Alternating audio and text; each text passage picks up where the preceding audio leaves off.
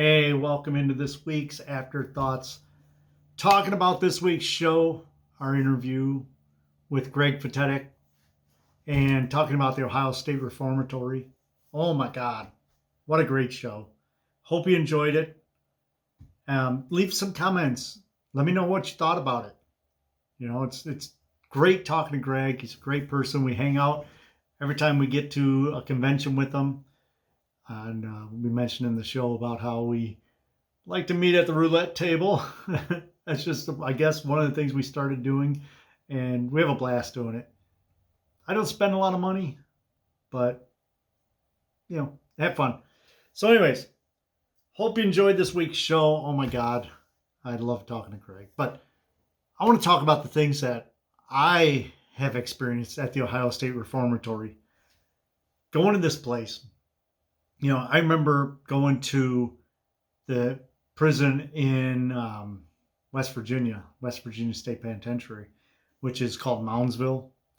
I remember driving up through the neighborhood, and you pull up through literally a neighborhood, and you turn the corner, and there's this massive building in front of you. It looks like it's a mile long, but it's the same style. And I noticed that a lot of these older complexes had that same look to them. They just changed the different ways that they put the pillars and stuff.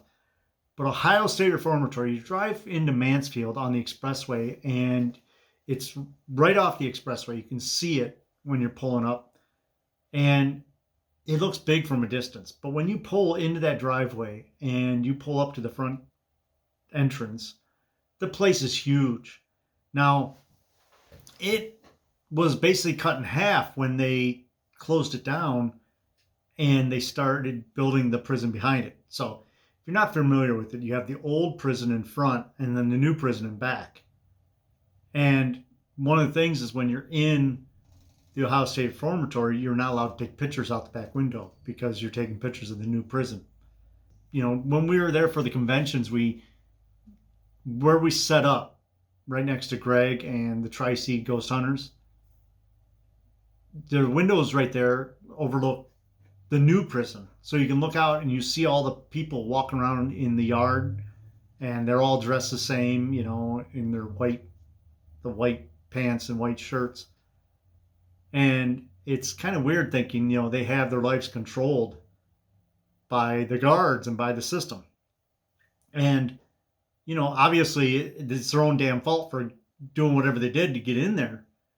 But it's just weird knowing that, we're free and we can do whatever we want, but yet we're standing in an old prison. And the area that we set up for the convention is right in the middle. And I can't remember, I think Greg said that's where they ate or something, but it's also where the new prisoners would come in, because there's a rotating gate, like a circular prison cell that they would walk into, and then they would turn it. And that's the last thing that, the last bit of freedom that they had the minute they walk in that door. And I would imagine now they have big windows in there because they rent it out for like weddings and stuff. But those windows weren't there before. So when that person comes in and that gate is turning, they're hearing all the yelling and all the stuff that goes on in that prison. I guess it was super loud. And that's always one of the things too that I think about is when I'm in these prisons is how loud were they? And I guess Ohio State Reformatory was very loud, because when you're standing in that central room, you've got basically hundreds of cells to your right and hundreds of cells to your left. And it would have been just so loud in there. So that's one of the things that I think about when I go into the Ohio State Reformatory is how big it is, how old looking it is. It's a huge old castle. And my first impressions were that I was like, man, this place is huge.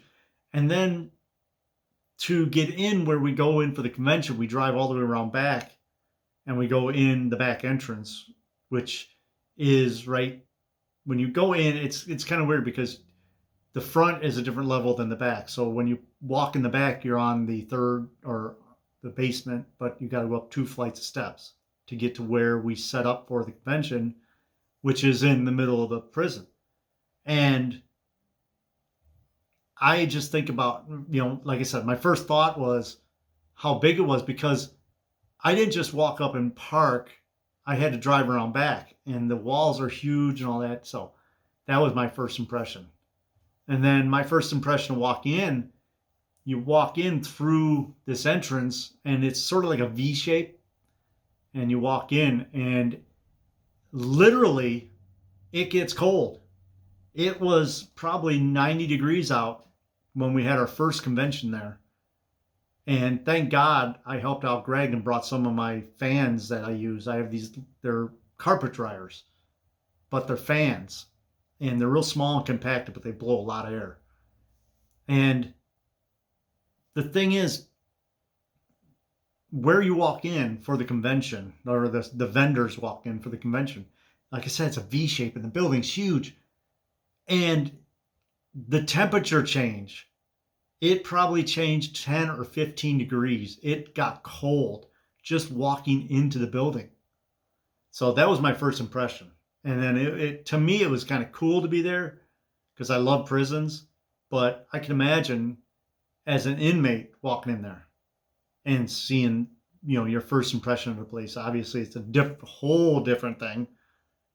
But my first impressions was, you're walking in. Now, where you walk in, if you've ever had a tour there, and you remember the movie Shawshank Redemption, where he was in the sewer pipe, where you walk in is where the movie prop for that sewer pipe is.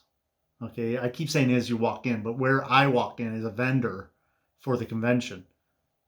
The room that I walk into is where that is, and that is at the bottom floor of the cells. So you can turn to the right and go down the cell block. And if you go to the left, there's something set up a little different where solitaire and all that is, and the sub basements. But like that's what got me, was the size of the building and the temperature change. It's like it got cold. There was cold air coming out. So some of the paranormal things that happened to me in the prison, I heard voices. I heard, cell doors closing. Now, you got to remember, when I was there, I wasn't there alone. So there were people in there. So somebody might have shut a cell door. Okay. Don't know. But we did the tour, and we hung out with Dave Schrader. He was sort of like our tour guide for the celebrity tours, because, me and Jen like to help out other teams and help out locations and that. And even though I wasn't really into doing the celebrity ghost tour thing, but I paid because, for one, it's a good way to get around that prison and have someone talk about it that normally wouldn't talk about it. Dave Schrader, he is not a tour guide there. He's just a radio host of a show and a TV host and all that. But it was interesting because we ended up in his group, which had a regular tour guide also in the group for the prison. So they really matched good. And Dave would talk about his ideas of why it's haunted and stuff like that. And it was interesting. And, he's a nut. And we had fun. But we were up in the attic where Greg was talking about in the episode about the things that happened to him. And we were up there. And unfortunately, we had a group of probably 20 people. I love going small groups, if not alone, so that you can get your own opinion and have things happen. And you know that you don't get the contamination from other people talking. But while we were up there, we did see lights, and everybody saw them. And what they did was they would walk us into there, and you got to be careful up there now because the heating ducts are up there and all that. But we were all standing there, and they shut the lights off, and it's pitch black. And I mean pitch black. And it kind of makes me think about when they put all those prisoners up there. Like Greg mentioned in the show, that was the space that they used to put the hardened criminals because they had nowhere to put them. And it was like a big dorm. There were no cages. I mean, eventually I think they put up fences to mark off where the cells were. But it was basically a free-for-all. And when they shut those lights off, it was pitch black. There are no windows at all up there. Okay. So we were sitting there, and when they shut the lights off, we actually saw lights moving around as if someone took like a laser pointer and was hitting the walls, but the lights weren't on the walls. They were just in free floating. We actually saw those. It was so cool. And we all tried to be super quiet, and we did hear voices. But then again, was it voices of the people in the hallways and that? So I don't know. But that was a great experience. Other than that, I really didn't have any paranormal experiences in there. My experiences were more of seeing where the movies were filmed and stuff like that. One of my favorite movies is Air Force One, and one of the scenes is where there's a helicopter landing in the courtyard trying to pick up the Russian president. And I went outside and went to that space where they filmed that. If you are looking straight on at the front of the building, if you were to walk around to the left, if you're facing the building, you walk around to the left, that courtyard right there is where they filmed that. And in the movie, you can see these gates, big stone pillars with these big iron gates, and they're still there, and they're all fiberglass. They're not real. They're movie props.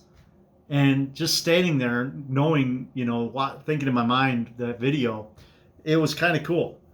It was kind of cool standing there, knowing that that's where it was filmed, and seeing that.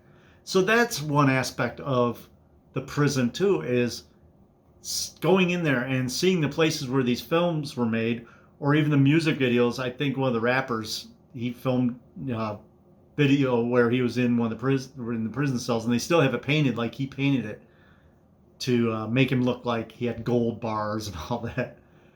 But that's my experience with the Ohio State Reformatory. Just more history and, more of like the movie theme and stuff like that. I'm going to get in there and going to do a paranormal investigation. I am talking to a bunch of people, and it's kind of expensive, but if you get a good group, and it's big enough to where if you get a group of like 20 people, you can all split up and go different ways and still not contaminate everybody else. So I'm working on that. I am really looking forward to doing a paranormal investigation of Mansfield, and it's just so cool there. So if you have some time to go to the convention, do it. Parapsychon. It is, I don't want to say my best or my favorite, because Michigan Paracon is awesome also, but it's right up there with Michigan Paracon. And you want to go to a convention where you're going to be able to talk to a lot of celebrities like me and meet other celebrities that are on TV and stuff. I know the Ghost Brothers are going to be there. God, I love hanging out with the Ghost Brothers. They're so much fun. But yeah, if you want to go to a convention where you're going to be in a truly haunted historic location and you get free roam, you pay to get into the building. Okay, you don't pay to get into the convention. You pay to get into the building for a self-guided tour, and you have the convention there and the celebrities and all the vendors, the tarot card readers, the podcasters like us, people that want to talk to you, and we are willing to talk to you. Come up to the table and say hi. So that's my thoughts on this week's show. I love talking to Greg. I love hearing the stories of the paranormal and the experiences that people have experienced in there, and I'm looking forward to experiencing that myself when I get in there. So anyhow, thanks for watching this week. Hope you enjoyed this week's show. Share the show with your friends. We're really trying to build up the show bigger so that we can get the better guests on and all that, because, truly, we reach out to these guests and they're being reached out to by everybody. Everybody wants to talk to them. And they do look at the numbers, so the more people that watch or more people that listen to the show, the more they want to be on our show. And hit that notification bell, give me a thumbs up, and leave a comment, even if it's just a couple words, but leave a comment. I'm trying to get to 1,500 subscribers, because once I get to 1,500 subscribers, we can monetize this. And the commercials that you see at the beginning of the show, we'll get a small percentage of that. It's pennies. Honestly, all these YouTubers, and that's the reason why they want millions of views, because you get pennies for the ads that YouTube is charging people hundreds for. So anyhow, thanks for watching. Hope you enjoyed this week's show. Share the show with your friends. Let's get the word out. And I hope to see you at Parapsychon this May, this year. Come on out. It's a great event. It is. You can walk around anywhere you want in the prison, talk to everybody, and have fun. So, thanks for watching. Hope you enjoyed the show. Hope you have a great week, and I will talk to you next week. All right? I believe next week's show is going to be about a haunted location in Fremont, Ohio, a haunted house. So, stay tuned. See you next week.